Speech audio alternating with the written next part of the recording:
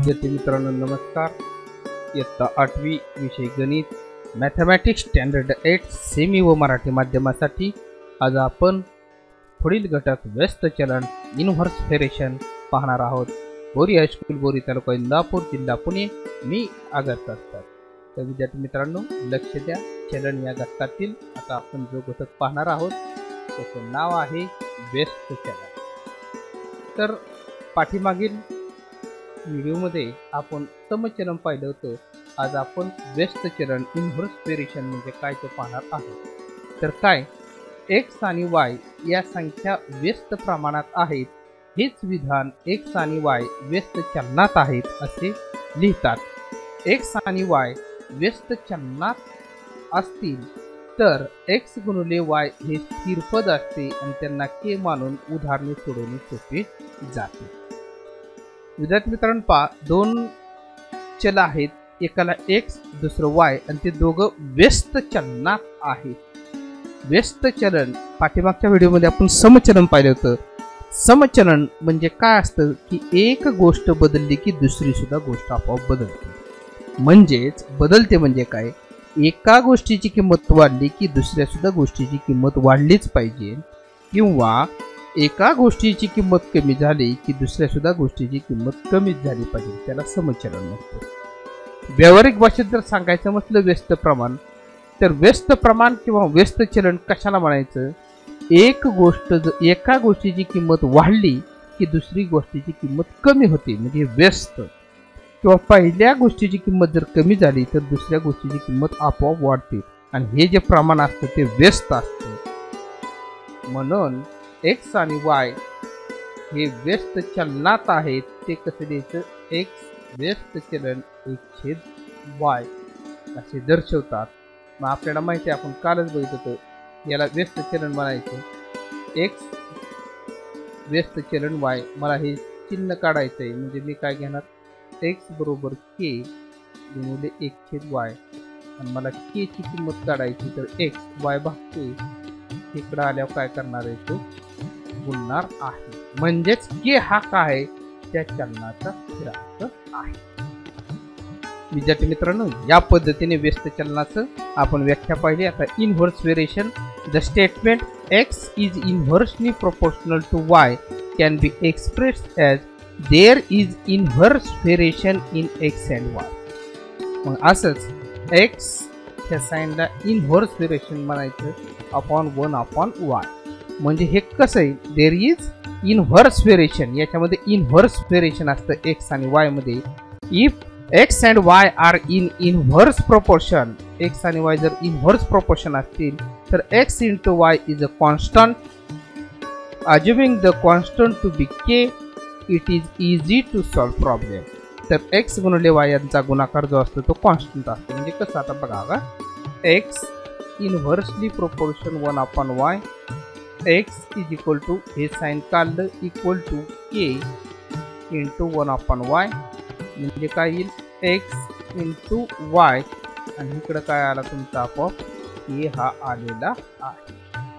म्हणजे x into y हा constant असेल तर त्याला काय म्हणणार आहे आपण, k हा तुमचा कॉन्स्टंट असणार आहे। म्हणजे तसंच दिलंय, x inversely proportion 1/y, x is equal to ky or x into y is equal to k। This is equation of variation, k is constant of variation। तर ह्याला काय म्हणायचं, इक्वेशन ऑफ व्हेरिएशन, आणि k हा जो असतो तुमचा constant of variation असतो। विद्यार्थी मित्रांनो आता आपण यांचा सराव संच पाहणार आहोत। सराव संच पाहण्यासाठी मी इथं मुद्दाम वेगवेगळी उदाहरणे घेतलेली आहेत। सराव संच 7.2 प्रश्न पहिला, एक काम पूर्ण करण्यासाठी लावलेल्या मजुरांची संख्या म्हणजे हे आणि काम पूर्ण होण्यासाठी लागणारे दिवस यांची माहिती खालील सारणीत दिली आहे। मजुरांची संख्या 30, दिवस 6। आता इथं नीट लक्ष द्या, 30चं मजूर 20 झालं म्हणजे इथं मजुरांची संख्या कमी होते।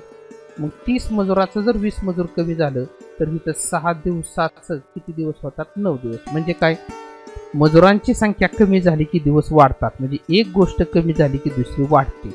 पुढे विचारलंय 9 दिवसाचं 12 दिवस आहे। बघा आता इथं पहिलं जे काय काम पूर्ण व्हायला 9 दिवस लागत ते आता 12 दिवस लागतात।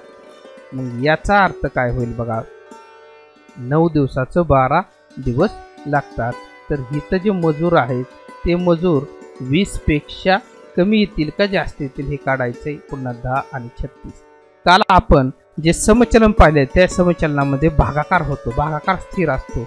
व्यस्त चलनामध्ये गुणाकार स्थिर असतो का, कारण आपण ते x गुणिले y बरोबर k हे समीकरणच पाहिले ना.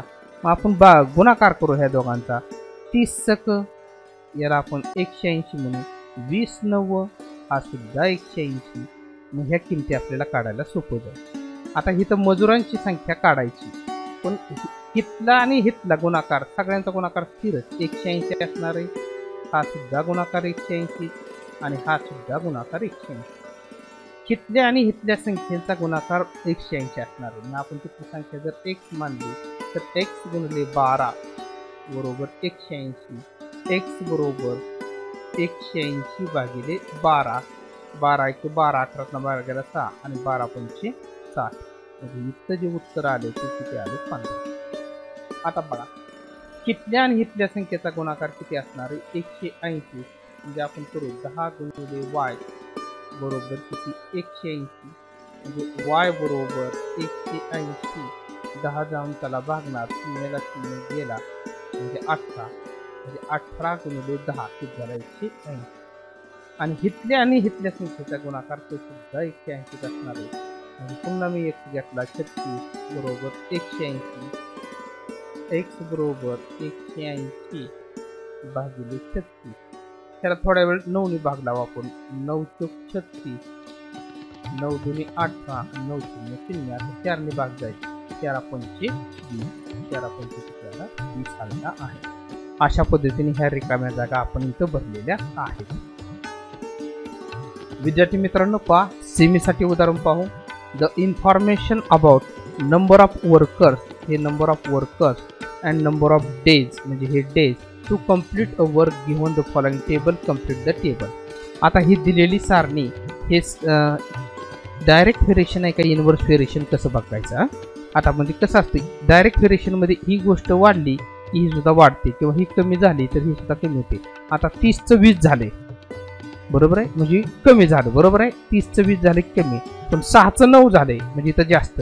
ही गोष्ट कमी झाली, नंबर ऑफ वर्कर्स कमी झालं तर डेज वाढलं. म्हणजे 100% कोणतं व्हेरिएशन आहे इनव्हर्स व्हेरिएशन आहे. असं इनव्हर्सली आलं की वेगवेगळं आलं असं उलटं की त्याला इनव्हर्स व्हेरिएशन म्हणायचं. आणि इनव्हर्स व्हेरिएशनमध्ये कॉन्स्टंट काय असतो तर x into Y is equal to किती असतो तुमचा k.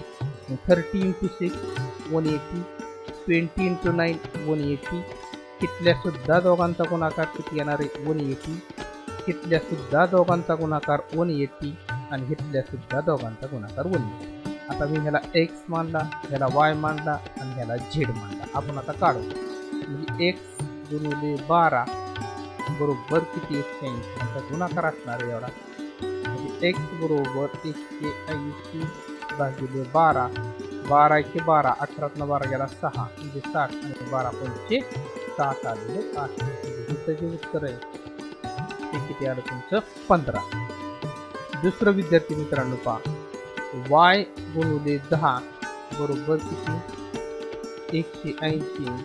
y बरोबर 180, 10 गुणतोय इकडं आल्यावर भागेल, शून्याला शून्य जाणार म्हणजे y बरोबर किती येणार आहे तुमचा 18 येणार आहे. किंमत टाकतो मी y ची किंमत 18. बघा 15 गुणिले 12 करा 180 येणार आहे, 18 गुणिले 10 करा 180 येणार आहे. आणि तिसरं z आणि 36 यांचा सुद्धा गुणाकार किती येणार आहे 180. म्हणजे z गुणिले 36 बरोबर किती 180 आणि z बरोबर 180 भागिले 36. 36 गुणते भागलं 18 1 18, 18 0 0, 18 2 36. दोन्ही जर भाग लावला तर पंचे 10. म्हणजे z ची सुद्धा किंमत किती आली विद्यार्थी मित्रांनो 5 आलेली आहे. म्हणजे बघा 30चं 20 कमी, 6चं 9 वाढलं म्हणजे ह्याला इनव्हर्स व्हेरिएशन म्हणायचं.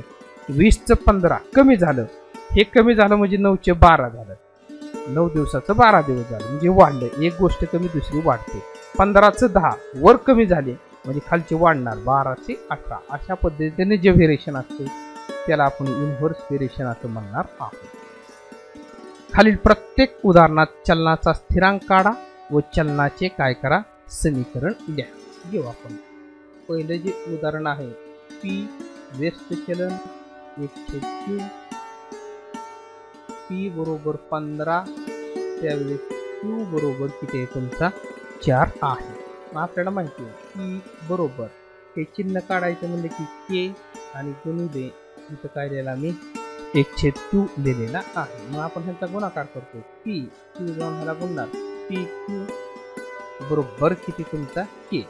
म्हणजे आता पहिल्यांदा आपल्याला काय काढायला लावले त्यांनी चलनाचा स्थिरांक काढायला लावलेला आहे. म्हणजे इथं दिले त्यांनी काय दिले पी बरोबर 15 आणि q बरोबर किती 4. टाकू किमती आपण ह्याच्यात 15 गुणिले 4 बरोबर q म्हणजे q बरोबर 15 चौक किती आला तुमचा 60 आलेला आहे. लक्ष द्या विद्यार्थी मित्रांनो 15 चौक किती आलं तुमचं 60 आलेलं आहे. म्हणजे हा झाला चलनाचा स्थिरांक. सॉरी चलनाचा स्थिरांक जो आहे तो कोणता आहे तुमचा k आहे. म्हणून नाही तुमचा आजकाल k आहे गेला आहे. इथं काय करतो कारण p गुणिले q बरोबर k म्हणून घेतल्या विद्यार्थी मित्रांनो चलनाचा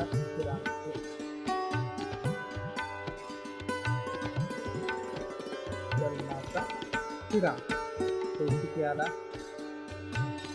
p बरोबर आता चलनाचे समीकरण घ्यायचं. मग आता चलनाचे समीकरण काय आहे तुमचं तर हे जे गुणाकार असतो ना ते असते चलनाचे समीकरण. आपण चलनाचे समीकरण बरोबर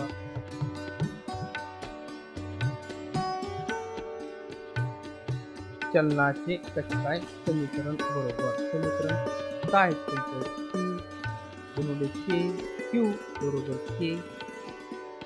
मग विद्यार्थी मित्रांनो इथं काय येणार आहे बघा p गुणिले q pq आणि k ची किंमत किती आहे तुमची 7. हे जे झालेलं आहे हे तुमचं झालं चलनाचे समीकरण असं आपण म्हणू शकतो.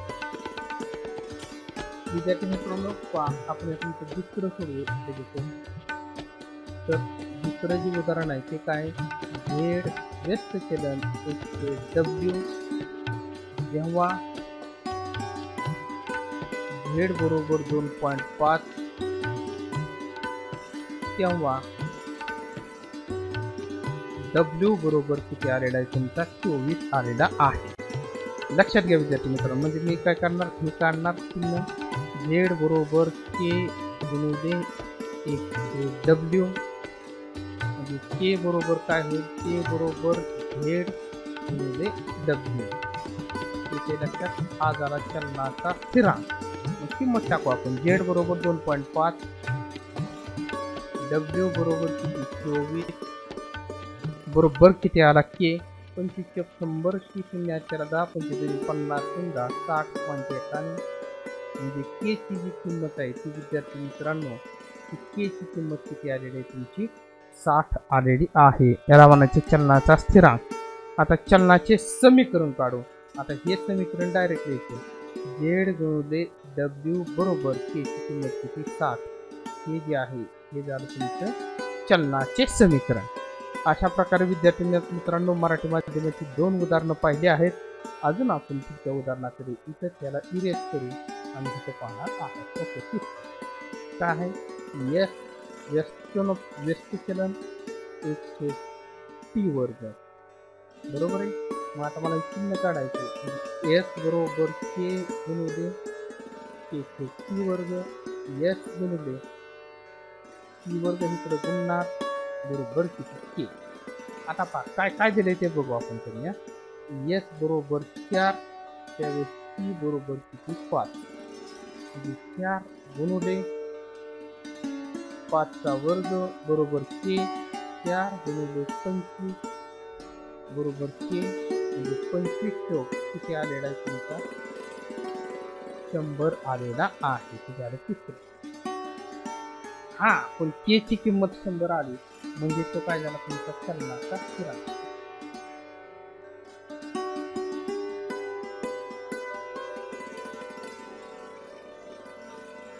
हा जो आहे तो काय झालेला तुमचा चलनाचा स्थिरांक झालेला आहे. तो किती आला तुमचा के बरोबर किती आला 100. आता दुसरं जे आपण चलनाचे समीकरण घेऊ. काय चलनाचे समीकरण? हे आहे आपले चलनाचे समीकरण एस गुणिले टी वर्ग बरोबर के, म्हणजे एस टी वर्ग बरोबर के ची किंमत किती तुमची 100. म्हणजे हे जे आहे ते काय झालं तुमचं चलनाचे समीकरण असं आपण तिथे म्हणणार आहोत. आणि चौथं सुद्धा विद्यार्थी मित्रांनो पाहूया याच्यातलं कसं आहे ते. याच्यासाठी मी पूर्णपणे गाडीत आहे आणि आता पाहू चौथं उदाहरण. एक व्यस्तानुपाती एक करणी वाय जेव्हा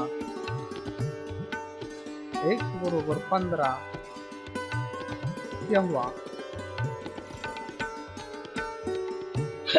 y बरोबर किती तुमचा 9 आहे. मला हे चिन्ह काढायचे विद्यार्थी मित्रांनो. x बरोबर के गुणिले काय आला y. तर y जाऊन हाला गुणेल x गुणिले y बरोबर k. म्हणजे हा जो आहे हा काय झाला तुमचा चलनाचा स्थिरांक.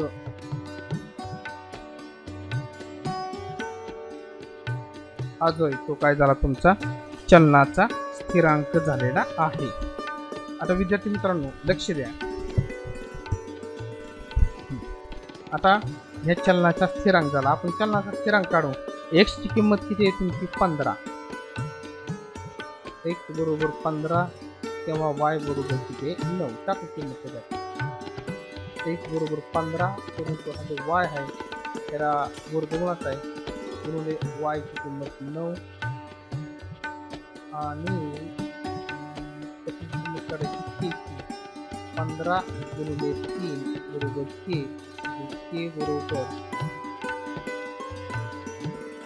15 किती झालेला आहे तुमचा 45 झालेला आहे. ओके. आता चलनाचं समीकरण लिहू. चलनाचं समीकरण हेच आहे. काय x गुणिले करणी y बरोबर k, म्हणजे x गुणिले करणी y k ची किंमत जी आहे ती किती तुमची 45 आहे. हे विद्यार्थी मित्रांनो लक्ष द्या. याच्याप्रमाणे आपण घेतली पहिलं दुसरं तिसरं आणि चौथं सर्व उदाहरण सोडवलेली आहे. पुढे जाऊ आपण. सेमीसाठी हेच आहे. Find constant of variation and equation of variation for every example given below. आता सेमीवरील पाहिले तरी सुद्धा मी त्यांना देतो. पहिलं उदाहरण सोडून पी इनव्हर्स व्हेरिएशन 1/q. ही साइन काढलं p = k इंटू काय आला 1/q, म्हणजे काय p इंटू q = k. म्हणजे दिले p = 15 q = 4, म्हणजे 15 इंटू 4 = k, म्हणजे k किती आला तुमचा 60 आलेला आहे. ओके. हे झालं constant of variation. Constant of variation. आता इक्वेशन ऑफ व्हेरिएशन कसं काढायचं? तर आता ही इक्वेशन ऑफ व्हेरिएशन असतं आपलं p गुणिले q = k, म्हणजे काय येईल बघा याचं उत्तर p गुणिले q. पहा विद्यार्थी मित्रांनो, म्हणजे काय आलं त्याचं pq आणि k ची किंमत किती आली 60, pq = 60. हे काय झालं तुमचं इक्वेशन ऑफ व्हेरिएशन. आणि पहिलं जे आहे ते कॉन्स्टंट ऑफ व्हेरिएशन झालेलं आहे. z inversely proportion 1/w. आता मी साइन काढतो. z = k इंटू काय होईल तुमचा 1/w, म्हणजे z इंटू हा w इकडे आल्यावर मल्टिप्लिकेशन होणार बरोबर किती आहे तुमचा k आहे. z ची किंमत किती आहे तुमची 2.5, w ची किंमत किती आहे 24 बरोबर k. 25 100 ची किंमत 10, 25 50 10 60.1 आणि k किती आलेला आहे तुमचा 60 आलेला आहे. हे लक्षात घ्या विद्यार्थी मित्रांनो. आता इक्वेशन ऑफ व्हेरिएशन काय तर हे आहे p × q = k म्हणजे PQ इज इक्वल टू किती झालेला आहे तुमचा 60 झालेला आहे. म्हणजे अशा पद्धतीने विद्यार्थी मित्रांनो आपण हे पहिलं उदाहरण जे आहे ते सोडवलेलं आहे. पहिलं उदाहरण ओके. आता दुसरं जे उदाहरण आहे दुसरं सुद्धा सोडवलेलं आहे. PQ नाही Z आणि W आहे. तर लक्षात काय काय करतो विद्यार्थी मित्रांनो कोणाचं उदाहरण आहे Z इंटू W. तिथं काय झाला तुमचा ZW झालेला आहे. दोन उदाहरणं सुटली विद्यार्थी मित्रांनो. आपण आता तिसऱ्या आणि चौथ्याकडे जाणार आहोत. आता तिसरं पहा तिथे दिलं S इनव्हर्सली प्रोपोर्शन 1/t². म्हणजे साइन काढतो म्हणजे S is equal to K into 1/t². आता असं करतो S t² मल्टिप्लिकेशन होणार S into t² is equal to किती आला तुमचा K आलेला आहे. किमती टाकायचं S इज इक्वल टू 4 आणि T इज इक्वल टू 5. बरोबर आहे. 4 इंटू T चा स्क्वेअर म्हणजे 5 चा स्क्वेअर इज इक्वल टू काय झाला K. 5 चा square 25 is equal to K. म्हणजे K इज इक्वल टू किती आलेला आहे तुमचा 100 आलेला आहे. याला काय म्हणायचं याला म्हणायचं कॉन्स्टंट ऑफ व्हेरिएशन. आता इक्वेशन ऑफ व्हेरिएशन इक्वेशन कोणतं तुमचं S into t² is equal to K. ST² is equal to K ची व्हॅल्यू 100 आहे. म्हणजे ST चा वर्ग बरोबर किती आहे तुमचं 100 आलेलं आहे. विद्यार्थी मित्रांनो हे लक्ष घ्या. आता याच्यातलं पहिलं दुसरं तिसरं आपण सोडवलेले आहे. चौथ्याला सुद्धा आपण काय करूया चौथं काय आहे X inversely proportion 1/√y. X is equal to 15 and Y is equal to किती आहे तुमचा 9. आता ही साइन काढून K द्यावं लागतं K इंटू 1/√y. मग √y इकडे जाऊन मल्टिप्लिकेशन करणार X into √y is equal to काय आला तुमचा K आलेला आहे. मग आता K ची व्हॅल्यू किती आहे X ची व्हॅल्यू 15 K ची काढवा 15 into e²√9 is equal to K. म्हणजे 15 into 3 is equal to K. म्हणजे K इज इक्वल टू किती आलेलं आहे तुमचा 45 उत्तर आलेलं आहे. K ची किंमत जे विद्यार्थी मित्रांनो K ची किंमत जी आहे ती K ची किंमत किती आलेली आहे तुमची K ची किंमत 45 आलेली आहे. आता हे काय झालं आपलं कॉन्स्टंट ऑफ व्हेरिएशन. आता इक्वेशन ऑफ व्हेरिएशन हे इक्वेशन ऑफ व्हेरिएशन हे आहे बघा X into √y is equal to K. X 15 into √9 is equal to K. म्हणजे 15 इंटू 9 ची किती येणार √3 इज इक्वल टू K. आणि मग इथे लिहू K इज इक्वल टू 15 चा 3 जा हा किती आलेला आहे 45 आलेला आहे.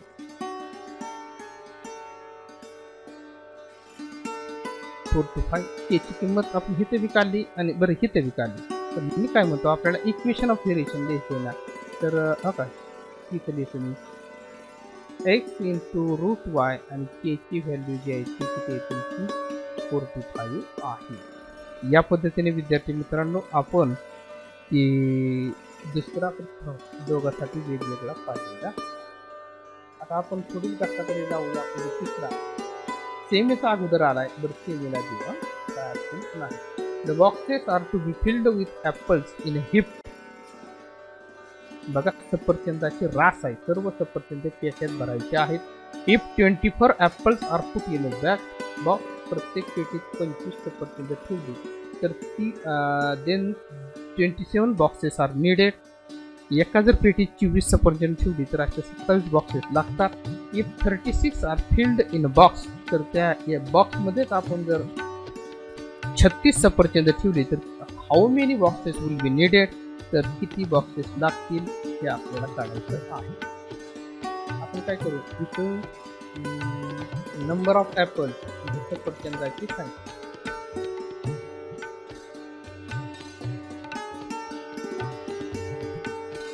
नंबर ऑफ ॲपल याला एक्स म्हणू आणि दुसरं कशाची कुठली बॉक्स, नंबर ऑफ बॉक्स पेट्यांची संख्या.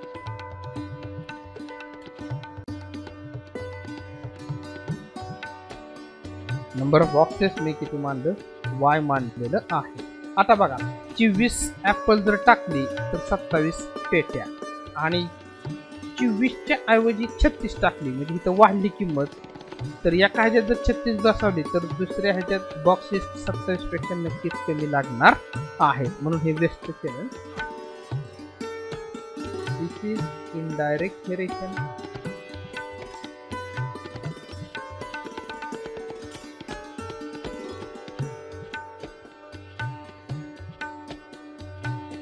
हे जे आहे ते कसलं व्हेरिएशन आहे, इनडायरेक्ट व्हेरिएशन आहे. इथे काय करू आपण, number of Apple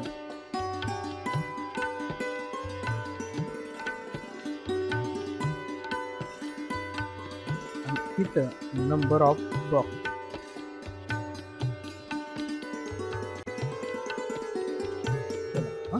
number of apples. आता बघा पहिल्यांदा ॲपल 24 टाकली की 27 बॉक्स झालं आणि आता काय करू आपण, 24च्या ऐवजी 36 ॲपल टाकली तर बॉक्सेस किती लागतील, तुमचे एक्स बॉक्सेस लागतील, असं आपण काय करणार आहोत. बरोबर आहे विद्यार्थी मित्रांनो. म्हणजे कसं होईल, आता 24 आणि आता हे कोणतं व्हेरिएशन आहे, इनडायरेक्ट आहे, म्हणजे इथं मल्टिप्लिकेशन होणार आहे कोणाकोणाचं. 24 × 27 is equal to 36 into x. Therefore x is equal to 24 into 27 divided by 36. 9 त्रिक 27, 9 त्रिक 36 म्हणजे 24 into 3 upon 4, 4 into 4, 4 चा 6 चा 24 is equal to k. Therefore k is equal to 6 into 3 is equal to किती बॉक्सेस लागतील, तर त्याचं उत्तर आहे 18 बॉक्सेस. अशा पद्धतीने विद्यार्थी मित्रांनो आपण हे लेखी उदाहरण इनडायरेक्ट व्हेरिएशनचं सोडवलेलं आहे. हेच आपण सेमीसाठी पाहू. सफरचंदाच्या राशीतील सर्व सफरचंद पेट्यात भरायचे आहेत.